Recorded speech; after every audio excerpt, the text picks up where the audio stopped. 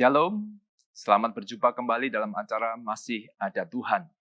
Saudara yang dikasihi Tuhan, Bapak Ibu semua, saya percaya semua dalam keadaan baik-baik dan terpelihara oleh kasih Tuhan secara sempurna.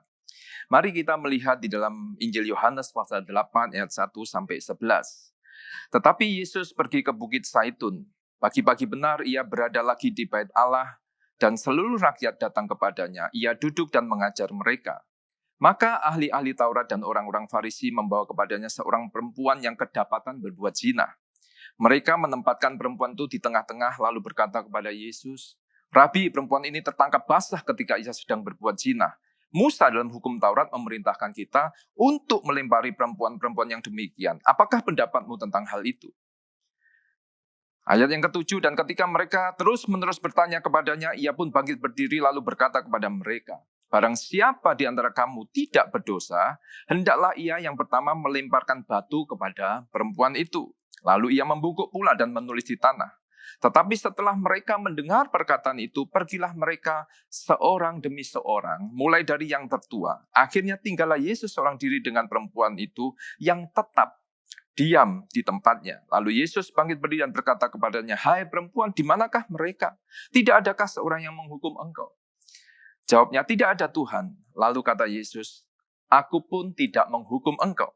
Pergilah dan jangan berbuat dosa lagi mulai dari sekarang." Tema kita hari ini adalah kasih yang menyelamatkan. Apa yang kita bisa pelajari dari bacaan kita yang baru saja kita dengar? Yang pertama adalah ini berbicara mengenai persoalan yang sangat mendasar dalam hubungan kita dengan sesama, yaitu setiap orang cenderung menganggap bahwa dirinya lebih baik dari orang lain. Dan dengan demikian maka kita merasa berhak untuk apa? Menilai. Berhak untuk apa? Mencela, mengkritik, menyalahkan, bahkan menghakimi orang lain.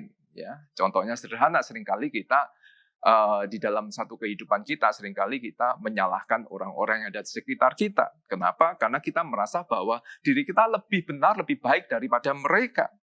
Secara tidak sadar, kita ini memiliki satu standar ganda dalam hidup ini.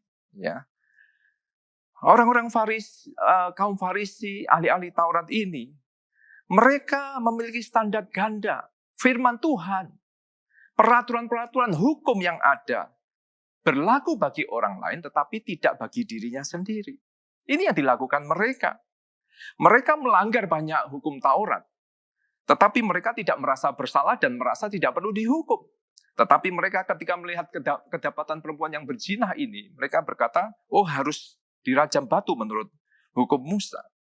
Dan ini dibuktikan kesalahan mereka begitu banyak ketika Yesus berkata kepada mereka, "Barang siapa di antara kamu yang tidak berdosa, hendaklah ia yang pertama melemparkan batu pada perempuan itu." Dan masing-masing satu persatu meninggalkan perempuan itu. Artinya mereka banyak kesalahan. Cuma mereka tidak merasa perlu dihukum. Mereka tidak, kesalahan itu bagi mereka ada sesuatu yang biasa-biasa saja. Kenapa? Karena secara tidak sadar mereka mempunyai standar ganda. Bukankah ini juga yang terdapat, yang kita temui, jumpai di dalam kehidupan kita? Kita seringkali membuat standar yang berbeda antara hamba Tuhan dengan umat. Kita sebagai umat. Kita membuat standar yang berbeda antara pemimpin dengan kita yang dipimpin. Antara orang tua dan anak. Seringkali kita mendengar demikian. Oh, dia kan hamba Tuhan. Lain dengan kita. Kita selalu membuat standar ganda antara orang lain dengan kita.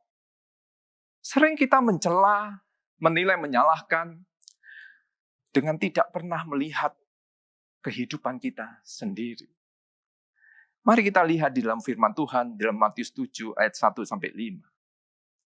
"Jangan kamu menghakimi supaya kamu tidak dihakimi. Karena dengan penghakiman yang kamu pakai untuk menghakimi, kamu akan dihakimi.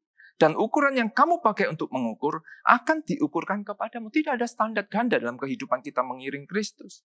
"Mengapakah engkau melihat selumbar di mata saudaramu, sedangkan balok di dalam matamu tidak engkau ketahui? Bagaimanakah engkau dapat berkata kepada saudaramu, 'Biarlah aku mengeluarkan selumbar itu dari matamu,' padahal ada balok di dalam matamu? Hai orang munafik, Keluarkanlah dahulu balok dari matamu, maka engkau akan melihat dengan jelas untuk mengeluarkan selumbar itu dari mata saudaramu. Oleh karena itu, mari kita terapkan firman Tuhan ini untuk diri kita sendiri, bukan untuk orang lain. Kalau kita terapkan untuk orang lain, semakin kita banyak mengerti firman Tuhan, semakin banyak kita mempunyai firman Tuhan, semakin banyak kita hanya melihat kesalahan orang lain. Biarlah firman Tuhan sebagai cerminan di dalam kehidupan kita untuk supaya kita bisa memperbaiki diri menjadi lebih baik lagi. Yang kedua yang kita bisa pelajari adalah kita melihat bahwa di dalam kehidupan mereka, ahli-ahli Taurat dan kaum Farisi ini, mereka memakai firman Tuhan sebagai alat untuk menghakimi dan memberikan penghukuman. Ya, mereka katakan bahwa perempuan ini menurut hukum Musa harus dirajam batu. Nah, kita sebagai umat Tuhan, kita harus bisa melihat dan memahami bahwa firman Tuhan adalah sebagai pernyataan kasih Tuhan untuk menyelamatkan. Yohanes 12 ayat 47 mengatakan Tuhan Yesus datang bukan untuk menghakimi, tetapi untuk menyelamatkan. Firman Tuhan adalah pernyataan kasih Tuhan. Untuk apa? Menjaga hidup kita, melindungi, memelihara hidup kita. Supaya kita hidup dalam track yang benar. Supaya kita bisa tetap hidup di dalam rencananya. Firman Tuhan diberikan untuk kebaikan kita. Makanya dalam kitab Yosua, firman Tuhan berkata demikian. Kuatkan dan teguhkan hatimu dengan sungguh-sungguh. Bertindaklah hati-hati sesuai dengan seluruh hukum yang telah diperintahkan kepadamu oleh hambaku Musa. Jangan menyimpang ke kanan, ke kiri. Supaya apa? Engkau beruntung kemanapun engkau pergi. Jangan engkau lupa memperkatakan kitab Taurat ini. Renungkanlah itu siang dan malam. Supaya engkau bertindak hati-hati sesuai dengan segala yang tertulis di dalamnya. Sebab dengan demikian, perjalananmu akan berhasil dan engkau akan beruntung. Perintah-perintahnya, larangan-larangnya, peringatan-peringatan yang diberikan Tuhan dalam kehidupan kita melalui firman Tuhan, diberikan supaya apa yang sudah Tuhan sediakan bagi kita, yaitu kebaikan, perlindungan, kemurahan, semua berkat-berkat itu tergenapi di dalam kehidupan kita. Ketika kita bisa memahami firman Tuhan sebagai pernyataan kasih Allah yang menyelamatkan kehidupan kita, maka ketaatan bukanlah sebuah keterpaksaan. Ketaatan adalah sebuah kerinduan untuk kita menyambut kasih Allah dalam kehidupan kita. Kebenaran yang ketiga yang bisa kita pelajari adalah apa yang menjadi kehendak Tuhan, yaitu perubahan. Yang tentunya diawali dengan pertobatan. Tuhan tidak lagi melihat semua kesalahan kita, kekurangan kita. Setiap orang pasti punya kesalahan, kekurangan, tetapi yang penting adalah sikap untuk mau berubah. Firman Tuhan katakan di dalam ayat yang 11 Yohanes 8 dikatakan, lalu kata Yesus, aku pun tidak menghukum engkau. Pergilah dan jangan berbuat dosa lagi mulai dari sekarang. Hanya orang-orang yang memiliki kelembutan hati dan kerendahan hati yang bisa mengalami perubahan.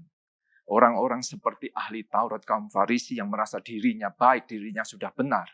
Mereka tidak pernah berubah dan tidak pernah bisa mengalami kasih Tuhan dalam kehidupannya.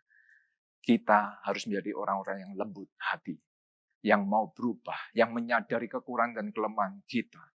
Sehingga hidup kita melalui kasih Tuhan itu, kita bisa berubah menjadi pribadi-pribadi yang berkenan di hadapan Tuhan. Tuhan memberkati kita. Shalom.